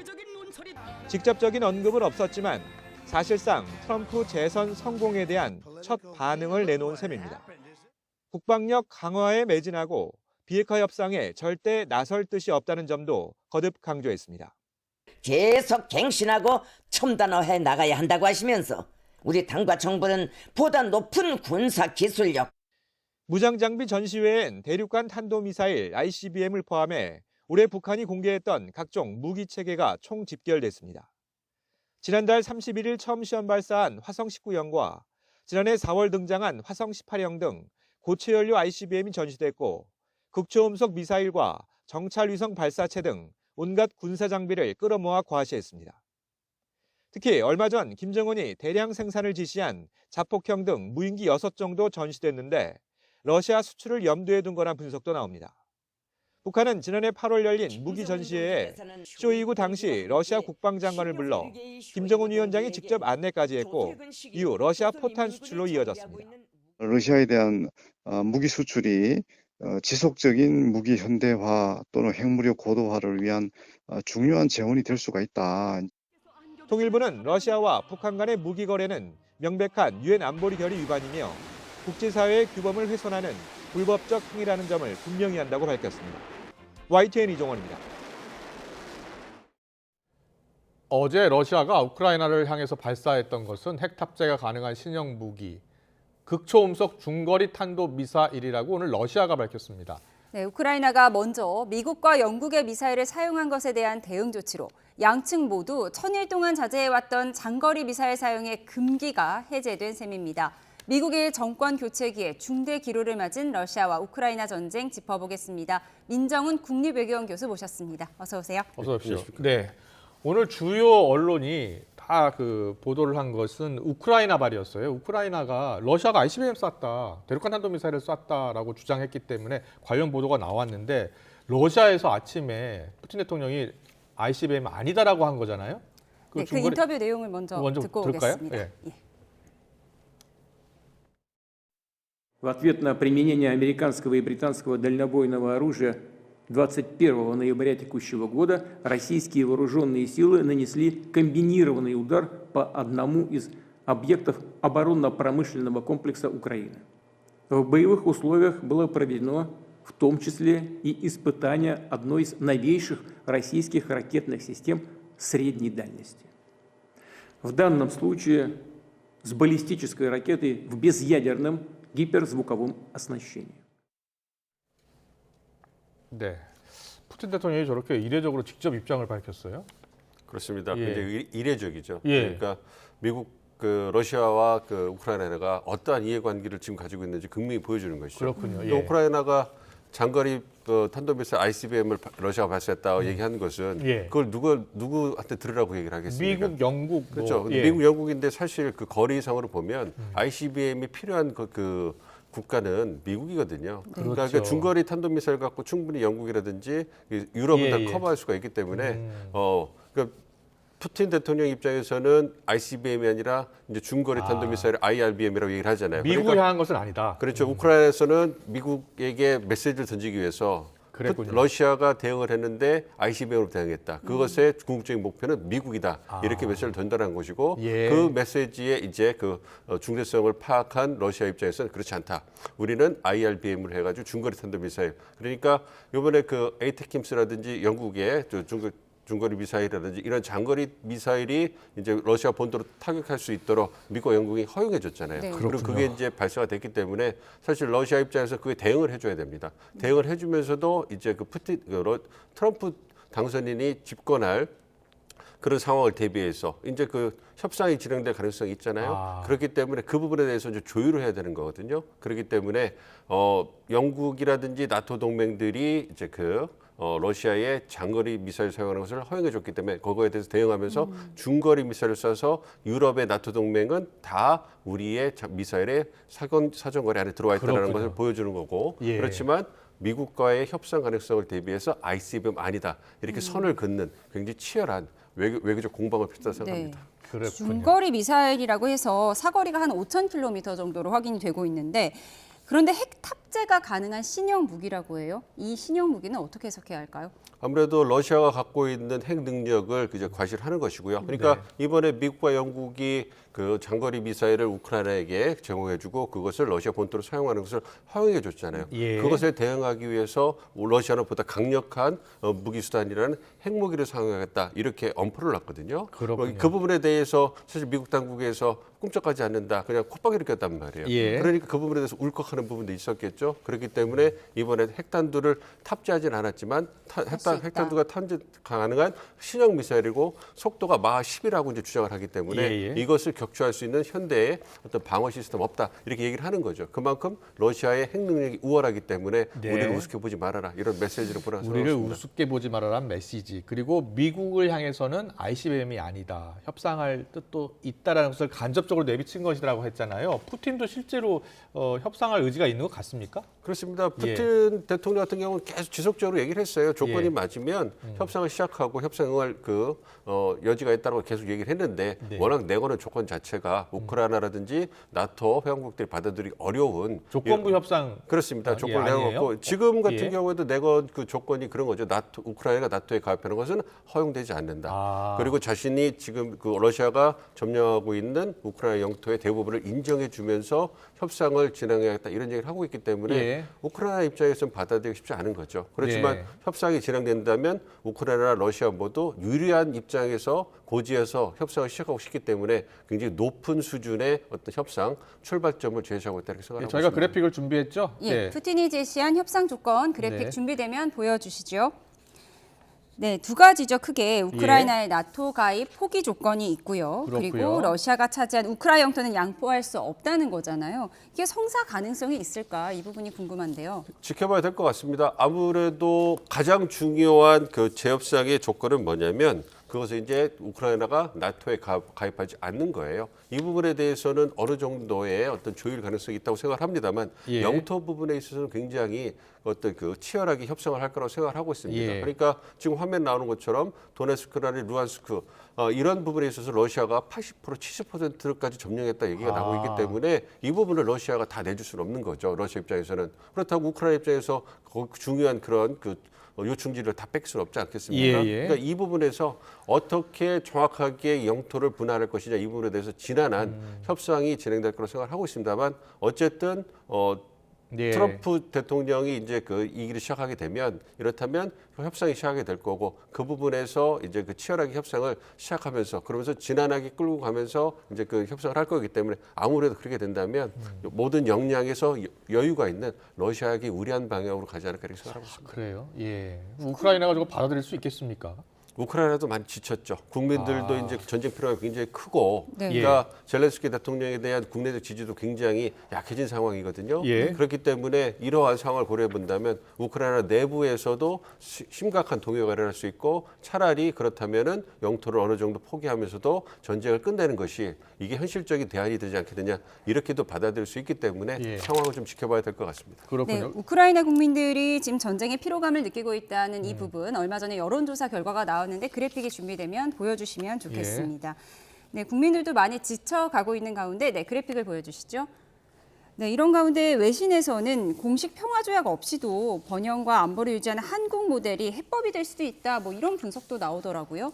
뭐 다양한 시나리오가 이제 제시가 되고 있는 거라 생각을 하고 있습니다. 예. 한반도 모델 같은 경우에는 참 안타까운 모델이잖아요. 이게 평화협정을 맺지 못하고 이제 정전협정만 진행되고 있는 상황인데 그러면서 지속적으로 한반도가 어떤 세계의 또 굉장히 요충지면서도 항상 분쟁의 핵심 지역이 아니겠습니까? 예. 그런 부분에서 우크라이나도 비슷하다는 이런 상황 판단을 하고 있는 것이죠. 예. 그러니까 러시아하고 나토 회원국들 간의 어떤 긴장 상태라든지 마찰 가능성을 고려해본다면 우크라이나라는 중요한 요충지가 필요한데 이걸 갖다가 저희가 논의한 것처럼 어느 두 쌍방이 만족할 만한 협상 결과를 끌어내기가 어려운 거예요. 그렇기 때문에 어떤 확정적인 평화협정을 맺기보다는 예. 그 과정이 너무 지난하니까 그 중간 단계로서 정전협정만 맺고 어떤 중립지대 비슷한 지역으로 관리하는 것이 필요하지 않겠느냐 이런 얘기를 하고 있는데 한 가지 더 말씀드리고 싶은 건 뭐냐면 이게 유럽 나토 국가들로서는 현재 만약에 트럼프 이기 행정부 들어와서 협상을 진행해서 현재 국경선을 인정하는 그런 협상이 진행되면 굉장히 불편하다는 거예요. 왜냐하면 기존에 국제법적으로 인정받는 영토가 있는데 불법적으로 침공을 해가지고 영토를 뺐었단 말이에요. 그렇죠. 그래서 예. 뺏은 다음에 협상을 해서 그게 인정이 되면 네. 국경선을 어떻게 담보할 수 있겠느냐. 그리고 굉장히 자의적인 국경선을 재획정하는 게 되기 때문에 굉장히 불편하고 안보 불안이 커질 수 있기 때문에 그러한 가능성에 대해서 상당한 우려를 갖고 있는 상황입니다. 나쁜 선례를 남길 수 예. 있다 이렇게 말씀을 해주셨어요. 이런 가운데 우크라이나의 스톰섀도 공격에 북한군 고위장성이 부상을 입었다 이런 보도도 나오고 있거든요. 그렇습니다. 북한군의 상황을 고려해 본다면 어떤 사상자가 나온 것은 불가피했다. 이렇게 다들 생각을 하고 있었습니다. 북한군이 실제로 전투에 투입된 것은 한국 전쟁 이후에 거의 예. 처음이거든요. 그런 상황. 그리고 러시아 지형에 대해서 굉장히 숙지가 안 돼 있잖아요. 네, 그리고 네. 러시아군과의 언어 장벽 때문에 소통도 안 되는 상황에서 그 짧은 시간에 어떤 단기간에 적응 훈련을 거쳐가지고 실전에 투입됐는데 당연히 사상자가 러시아군에 비해서 많이 나올 수밖에 없는 것이죠. 예. 그런 상황이 불가피했기 때문에 우리 정부에서 총알바지가 될 수밖에 없을 것이다. 이런 얘기도 했던 것이고 예. 그러한 예상이 이제 현실로 나오는 것이 아닌가 이렇게 생각하고 있습니다. 그렇군요. 예. 러시아에 파병된 북한 지휘부가 3명으로 알려져 있는데요. 저희가 준비된 그래픽을 보여주시면 좋겠습니다. 전쟁터에서 부상을 입었을 가능성도 있을까요? 그렇습니다. 전쟁에 사상자가 발생되고 있고 그러나 이제 지금 전쟁이 진행되고 있기 때문에 예. 고위 장성들 중에 장성 중에 부상을 입었을 가능성에 대해서 어떤 얘기가 나오고 있는데 이것의 어떤 사실 진위를 파악하기는 쉽지 않아 보입니다. 예, 우크라이나 예. 쪽에서는 그 상황에 대해서 굉장히 좀 과장되게 얘기를 할 거고 러시아는 축소하려고 하기 때문에 이 부분에 대해서 지켜봐야 될 것 같습니다만 말씀드린 것처럼 장성이든 사병이든 실전 경험에 부족한 상황이 있기 때문에 그런 부분에서 이것이 아군의 공격이든 실수든 적군의 공격이든 이런 여타의 상황에 의해서 피해를 입을 상황은 굉장히 많다고 생각하고 있습니다. 예, 이게 정확하게 공식으로 확인된 것은 아니어서요. 알겠습니다. 근데 오늘 신원식 국가안보실장이 방송 프로그램에 출연을 해서 러시아가요, 북한군 파병 대가로 방공망 장비 또 대공 미사일을 지원을 했다라고 했어요. 러시아로부터 지원 받은 방공망 장비, 대공 미사일 여러 가지 또 기술도 다 전수 받았을까요? 가능성이 있죠. 그러니까 이번에 북한군이 러시아 파병을 하면서 과연 누가 더 바랬고 누가 더 혜택을 볼까 했을 때 러시아보다는 북한이 훨씬 더 많은 적극성과 혜택을 볼 수 있을 거다. 이러한 분석도 그렇군요. 있거든요. 예. 아무래도 파병을 통해 가지고 러시아로부터 말씀하신 군사적 지원이라든지 경제적 지원. 그러니까 북한이 필요한 정말 중요한 예. 그러한 전력을 공급받을 수 있기 때문에 굉장히 많은 기대를 했을 거라고 생각하고요. 예. 우리는 그 첨단 기술, 군사 기술 있지 않습니까? ICBM 뭐 재진입 기술이라든지 SLBM 그 어떤 그 발사 능력 이런 부분에 초점을 맞추는데 북한군의 재래식 능력을 고려해 본다면 상당히 낙후돼 있거든요. 네. 그런 측면에서 본다면 말씀해 주신 방공망을 보강한다든지 대공 미사일을 갖다가 예. 이제 지원해 준다든지 이런 재래식 무기를 현대화하는 것도 북한군이 정말로 바라는 김정은이 바라는 중요한 군사적인 그런 지원이거든요. 그렇군요. 그런 측면에서 러시아 입장에서도 어떤 첨단 무기를 제공해 준다면 국제사회에 따가는 눈총이 있는데 재래식 무기 같은 경우는 아무래도 부담이 덜하지 않겠습니까? 예. 그러니까 경제적 지원과 더불어서 이런 수준, 낮은 수준의 그렇군요. 재래식 무기는 지원이 됐을 거라 생각하고 있습니다. 네. 그런 가운데 김정은 북한 국무위원장이 트럼프 전 대통령의 당선 이후에 처음으로 입장을 밝혔는데요. 네. 미국과의 협상 갈 때까지 가봤다 이렇게 얘기를 했어요. 뭐 대화 거부 의사를 밝힌 건가요?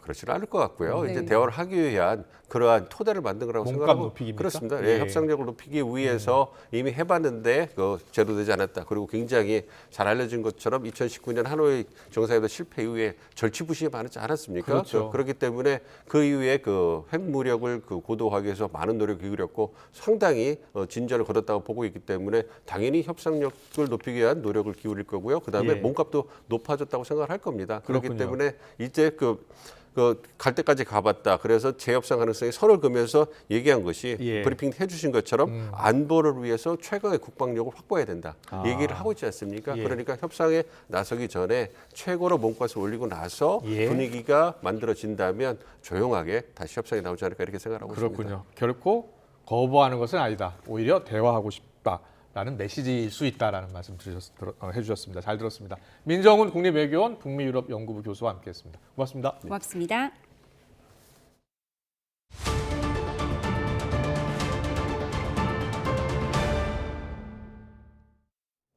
대한의사협회 비상대책위원회가 첫 회의에서 2025학년도 의대 모집을 멈추라고 정부를 향해 다시 한번 촉구했습니다.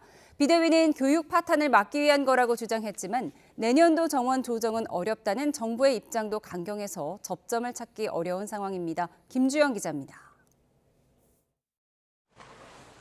대한의협 비상대책위원회가 첫 회의 결과를 공개했습니다. 전공의까지 포함된 비대위원들은 현 정부가 추진하는 의대 증원 정책 등을 의료농단이라고 규정하고 비판의 날을 세웠습니다. 대통령과 장관 등은 임기가 끝나면 사라지겠지만 정책의 부정적 여파는 오래 이어질 수밖에 없다고 강조했습니다. 이들은 아무런 책임도 지지 않고 편히 지내는데 의대생들과 의과대학 교수들은 혼란과 고통 속에 10년 이상 후유증을 앓게 될 것입니다. 이에 비대위는 2025학년도 의대 모집을 중지하라고 강하게 촉구했습니다. 어느 정도의 부작용은 이미 막을 수 없는 상황이지만 최소화하기 위한 조치라는 설명입니다. 3,000명을 교육할 수 있는 환경에서 갑자기 6,000명, 7,500명의 의대생을 교육하는 것은 불가능하다. 전공의와 의대생 그리고 의협이 해오던 주장을 그대로 이어간 겁니다. 하지만 요구사항이 받아들여질지는 불투명합니다. 정부는 수능이 끝나고 수시 모집 합격자 발표가 채 한 달도 남지 않은 만큼 정원 조정이 불가능하다는 강경한 입장입니다. 일부 의사단체가 포함된 여의정 협의체에서도 2025학년도 정원 문제가 논의됐지만 접점을 찾지 못했습니다. 의료계가 제안한 부분들 그리고 그 부분들의 현실적으로 어려운 부분들을 정부가 얘기를 했고요. 아직까지는 어렵다는 것에 대해서는 공감을 하고 있지만 추진 여부에 대해서는 입장 차이가 있습니다. 의협 비대위는 정부의 정책 추진을 막기 위해 전공의, 의대생 등과 함께 싸우겠다는 의지도 밝혔습니다. 정부도 의협도 물러설 생각이 없는 가운데 의정 갈등은 해소보다 심화될 가능성이 더 커지고 있습니다. YTN 김주영입니다. 한국인이 가장 사랑하는 화가로 알려진 반고우의 전시가 오늘부터 예술의 전당 한가람미술관에서 개막했습니다. 지난 2012년 반고우인 페리 전시 이후 12년 만에 열리는 것으로 유화 39점을 비롯해 드로잉과 판화 등 76점을 선보입니다. 작품 평가액만 총 1조 원을 넘어 국내 미술품 전시로는 유례없는 최고가 구성으로 눈길을 끌고 있습니다.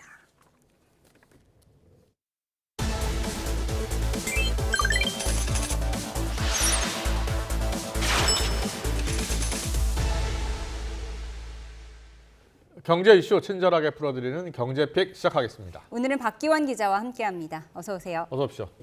첫 번째 키워드 바로 영상으로 만나보겠습니다.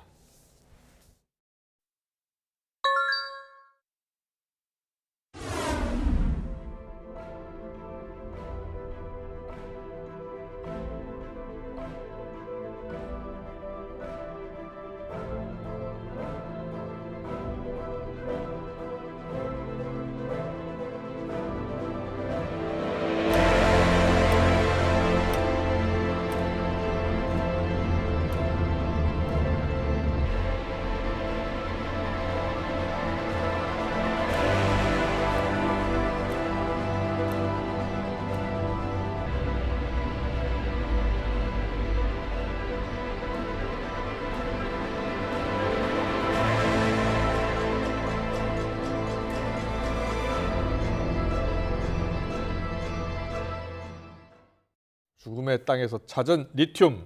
박 기자가 직접 아르헨티나 다녀왔다고요? 네, 그렇습니다. 지난주에 아르헨티나 북부에 있는 살타주에 제가 직접 다녀왔습니다. 이곳 안데스 산맥의 4,000m 고지에 있는 우리 기업이 세운 리튬 공장을 직접 보기 위해서였습니다. 네, 지구 반대편이니까 가는데 오래 걸렸겠어요. 네, 맞습니다. 사실 비행기를 3번 타면 한 30시간 정도 걸리는데요. 그 이후에도 고원지대까지 올라가는 경비행기를 한 번 더 타야만 갈 수 있는 곳이었습니다. 움브레 무에르토, 우리말로 죽은 남자의 땅이라고 불릴 정도로 식물도 거의 자라지 않았고요. 사람도 살지 않는 거대한 황무지였습니다. 하지만 이곳 지하에 있는 소금물, 그러니까 염수에 2차 전지 양극재에 사용되는 핵심 소재인 리튬이 다량 포함되어 있습니다. 일반적으로 호주나 중국 등에서 나오는 리튬 광석 형태와 달리 아르헨티나와 칠레 등의 고원지대에서는 이 염수에서 리튬을 추출하는데요. 포스코홀딩스가 지난 2018년 이곳 염호의 관건을 인수하면서 본격적인 생산 준비에 들어갔고요. 시험 생산 등을 거쳐서 지난달부터 연간 2만 5천 톤 규모의 전기차용 수산화 리튬을 생산하고 있습니다. 네, 속보가 들어와서 먼저 전해드리고 경제픽 이어가겠습니다. 네, 윤석열 대통령이 국민 통합은 양극화가 타개되어야 이루어질 수 있다 하면서 양극화의 기본적 구조적 원인이 무엇인지 정확히 진단해달라고 주문했네요. 네, 대통령실 관계자가 기자들과 만나서 한 이야기인데요. 윤 대통령이 김한길 국민통합위원장 등과 함께한 오찬 자리에서 양극화 타개 추진 방향을 논의하면서 이같이 말했다고 전해졌습니다. 아울러 윤 대통령은 자영업자와 청년 등 이해 관계자를 만나서 의견을 두루 청취하는 자리를 많이 만들 것을 주문했고 그 일환으로 다음 달 초에 자영업자 또 소상공인과 함께 윤 대통령이 현장 목소리를 청취하고 대책을 발표하는 자리를 열 거라고 말했습니다. 네, 추가 경정 예산안 관련해서도 언급이 있었네요. 네, 내년 예산안 현재 국회에서 논의 중인 사안이고 추가 경정 예산안에 대해선 검토한 바 없다고 설명했습니다. 관련 소식은 이어지는 시간에 전해드리겠습니다. 네, 리튬 이야기 좀 더 해보겠습니다. 우리가 그 아르헨티나에 리튬 공장을 세운 이유가 있을 거 아닙니까? 네, 맞습니다. 사실 최근 미중 갈등 속에서 이제 원자재 공급망을 다변화할 필요성이 있다 이런 이야기가 굉장히 많습니다. 바로 리튬도 그런 핵심 소재 가운데 하나이기 때문인데요. 이 글로벌 생산량을 기준으로 보면 중국이 압도적으로 1위를 차지하고 있습니다. 자국 안에서 리튬 광석을 채굴하면서도 칠레 등의 리튬 염호를 공격적으로 인수하면서 사실상 이 리튬의 공급망을 틀어지고 있는 셈인데요. 2차 전지 강국으로 불리는 우리나라 역시 중국에 대한 의존도가 막대합니다. 우리나라로 들어오는 전체 리튬 수입량 가운데서 75% 이상을 중국에서 들여오고 있습니다. 네, 중국에 대한 의존도가 상당히 심각한 상황인데 그래서 대안으로 나왔다 이렇게 볼 수 있겠네요. 네, 맞습니다. 그렇기 때문에 더더욱 우리 기업이 이 리튬 원자재의 관건 100%를 갖고 있는 이곳 염호의 중요성이 커진 겁니다. 포스코는 이와 별개로 호주 회사와도 합작해서 리튬 광석 역시 확보했고요. 저 하얀색 밀가루 같은데 이게 리튬입니까? 저건 안타깝게도 리튬 저희가 완성품이라고 하는 건 수산화 리튬이라고 부르는데요. 뭐예요? 저건 중간 제품입니다. 그래요? 네, 최종 제품은 저희가 손으로 만질 수가 없어서요. 그렇군요. 네, 그래서 실제로 이 리튬 광석을 이용해서 전남 광양에서도 실제로 수산화 리튬을 생산을 하고 있습니다. 특히 피할 수 없는 전동화 시대에서는 배터리가 곧 국가 안보라는 이야기가 나오죠. 그렇기 때문에 우리 기업이 10여 년에 걸친 투자와 기술 개발 그리고 자체 공급망을 확보했다는 게 의미가 큰 겁니다. 사실 전기차 수요 둔화로 리튬 가격 자체는 굉장히 많이 크게 떨어졌는데요. 네, 그럼에도 포스코 직원들은 오히려 이 기간 동안 철저히 준비해 나가겠다고 밝혔습니다. 직접 들어보시겠습니다. 누구도 생각하지 못했던 이런 투자를 과감하게 진행하면서 이런 캐전 기간을 이용해서 설비 안정화를 통한 확실한 생산 체제 구축 그리고 네, 이 캐즘 기간이 무슨 뜻입니까? 캐즘이라고 다시 한번 말씀을 드리자면 전기차의 일시적 수요 둔화라고 이야기를 합니다. 네, 맞습니다. 최근에 지금 수요가 잠깐 둔화되는 맞습니다. 그 기간을 이용해서 생산 체제를 구축하는 거군요. 맞습니다. 배터리 수요도 부족하기 때문에. 그렇군요. 예, 근데 가족들하고 멀리 떨어져 계신 분들이니까 좀 힘들어하시겠어요. 맞습니다. 저희가 직접 만나 뵀던 분들은 굉장히 좀 안타까운 상황들이 많이 보였는데요. 가족들과 지구 반대편에 있다 보니까 소통도 잘 되지 않고 또 만나기 어려웠다는 소식을 전하기도 하셨습니다. 특히나 이제 저희도 갔을 때 그랬는데 산소가 부족해서 제대로 활동하기도 어려운 조건이기도 했고요. 무작정 고원지대에서 소수 인원으로 시험 생산에 들어갔을 때는 이제 버스에서 쪽잠을 자거나 아니면 인근에 있는 담수를 이용했다가 피부병에 걸리는 등 이 의식주 해결에도 굉장히 곤란했다고 합니다. 그렇군요. 바로 이런 노력과 희생을 바탕으로 리튬 공급망 확보도 가능했던 건데요. 현지 직원 이야기 직접 들어보시겠습니다. 버스에서 숙식을 해결하면서 이제 이 건설을 착수를 시작했고요. 한겨울엔 영하 15도, 20도 그냥 떨어집니다. 그래서 상당히 춥고 살기엔 좀 괴로운 동네입니다. 딸이 하나 있는데 아빠 많이 보고 싶다고 할 때마다 좀 가슴이 짠합니다. 네, 죽음의 땅에서 찾은 리튬 중국 캐즘 반드시 넘었으면 좋겠고요. 우리 건강하게 다들 돌아오셨으면 좋겠습니다. 잘 들었습니다. 두 번째 키워드 갈까요? 네, 영상으로 보겠습니다.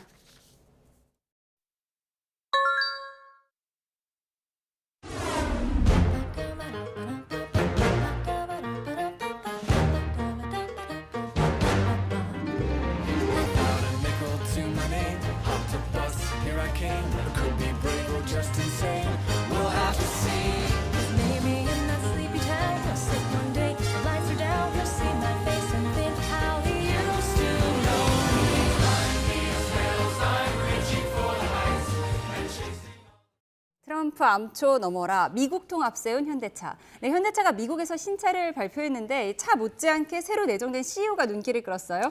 맞습니다. 현대차 창립 57년 만에 처음으로 탄생한 외국인 대표이사인데요.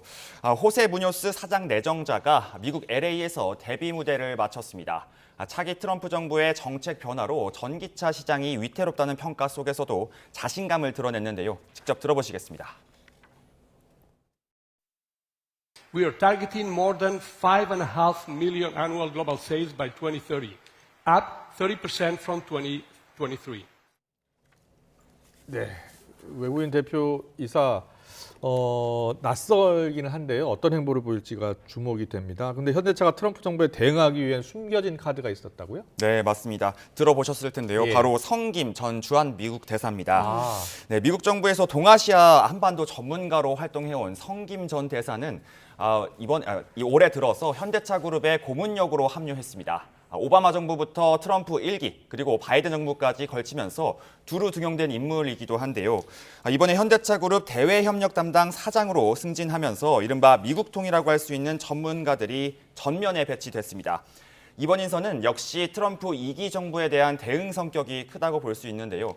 이 트럼프 차기 행정부가 IRA법 폐지를 본격적으로 추진하면 이 전기차 세액 공제 역시 줄어들 수 있고요. 또 친환경 규제까지 축소하면서 전기차 시장에서 선두 역할을 해온 현대차 입지가 줄어들 수 있다는 전망이 나오기도 했습니다. 네, 전기차 혜택을 줄이겠다는 트럼프 2기 행정부. 어쨌든 피할 수 없게 된 상황인데 대책은 있나요? 네, 현대차는 일단 주저하지 않고 전동화 시대를 향해서 나가겠다 이런 방침을 세웠습니다. 잠시 주춤하고 있기는 하지만 역시 전동화는 올 것이라고 확신하고 있는 건데요. 일단 전기차에 대한 수요가 줄면 반대로 하이브리드 차량에 대한 수요가 늘어나는 경향성이 있습니다. 아까 들으신 것처럼 무뇨스 차기 사장 역시 어떤 규제가 나오더라도 다 준비가 되어 있다면서 현대차의 사업 기반이 세제 혜택이 기준이 되는 건 아니라고 딱 잘라 말하기도 했습니다.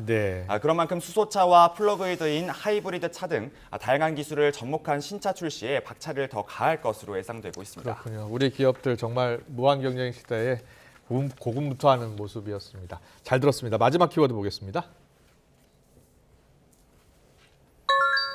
글로벌 푸드 거듭난 김치 수출 투자도 핫. 김치의 날이죠, 오늘이요. 네, 맞습니다. 특별한 이유가 있습니까? 네, 재료 11개를 모아서 22가지의 효능을 낸다. 바로 그런 의미로 그렇군요. 오늘이 김치의 날로 지정이 됐는데요. 예. 한국인들의 삶에서도 빼놓을 수 없는 김치. 최근 해외에서도 위상이 더 높아지고 있습니다. 지난해 김치 수출량은 4만 4천 톤 정도로 역대 최고치를 기록했는데요. 올해도 또 한 번 기록을 경신할 것으로 기대되고 있습니다. 또 수출 대상국 역시 일본은 물론 영국과 네덜란드 등 92개국으로 더 많아졌습니다. 해외 수요에 맞춰서 우리 기업들의 투자도 이어지고 있는데요. 대상은 내년 준공을 목표로 폴란드에 김치 생산 공장을 짓고 있고요. 또 외국인 입맛은 우리와 다른 점을 고려해서 기존 김치 제품 외에 발라먹는 잼처럼 새로운 제품으로 공략에 나서고 있습니다.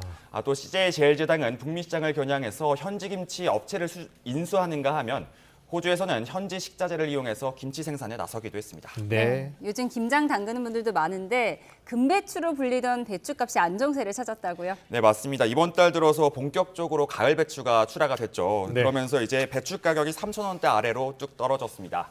2,000원대까지 내려온 건 지난 1월 이후에 10개월 만인데요. 다만 오늘 오후에 발표된 가격을 다시 한번 살펴봤더니 다시 3,000원대로 오르긴 했습니다. 네, 평년과 비교했을 때는 13% 정도 낮은 수준인데 작년보다는 15% 정도 높았습니다. 네, 잘 들었습니다. 경제부 박기환 기자와 함께했습니다. 고맙습니다. 고맙습니다.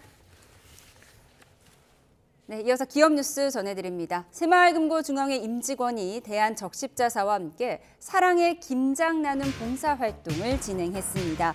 오늘 담근 김치 21톤은 대한적십자사가 전국 배려계층 2천여 가구에 10kg씩 전달할 예정입니다. 김인 새마을금고중앙회장은 생활에 어려움을 겪고 있는 배려계층의 겨울나기에 보탬이 되길 바란다고 밝혔습니다. 국회가 방송통신심의위원회 예산 30% 삭감을 추진 중인 가운데 방심위원들은 사실상 기능이 마비될 우려가 크다며 예산 회복을 촉구했습니다. 류일임 방심위원장과 김정수, 강경필 방심위원은 입장문을 내고 예산이 30% 삭감되면 기관 운영 자체가 위협받는 상황이 된다며 우려를 표했습니다. 이들은 방심위가 현재 3명의 위원으로 방대한 양의 심의를 하고 있다면서 딥페이크 성범죄 영상 등 민생 위협에 맞서 법정 방파제 역할을 할 수 있도록 지원해달라고 당부했습니다. 오늘은 첫눈이 내린다는 절기 소설이었습니다. 눈은 내리지 않고 하늘이 맑았지만 공기는 꽤 쌀쌀했는데요. 서울 한낮 기온이 10도 전에 머물렀습니다. 주말과 휴일에도 청명한 늦가을 날씨가 이어지겠습니다. 내일 오후 경북 동해안에만 비가 조금 지나겠고요. 그 밖의 지역은 대체로 맑겠습니다. 늦가을 나들이에도 무리 없겠는데요. 다만 옷차림은 따뜻하게 하셔야겠습니다. 내일 아침 곳곳에서 영하권 기온을 보이면서 오늘보다 춥겠는데요. 서울 2도, 대전 영하 1도, 전주는 1도로 출발하겠고요. 낮에는 오늘과 비슷한 정도로 쌀쌀하겠습니다. 서울 13도, 대전 13도, 대구는 14도 보이겠습니다. 다음 주에는 날씨가 급변하겠습니다. 화요일 전국에 많은 비가 쏟아지겠고요. 주 중반부터 강력한 한기가 내려오면서 서울 등 내륙 곳곳에 첫눈이 내릴 가능성도 있겠습니다. 날씨였습니다. 금요일 뉴스원 여기서 마치겠습니다. 즐거운 주말 보내십시오. 고맙습니다.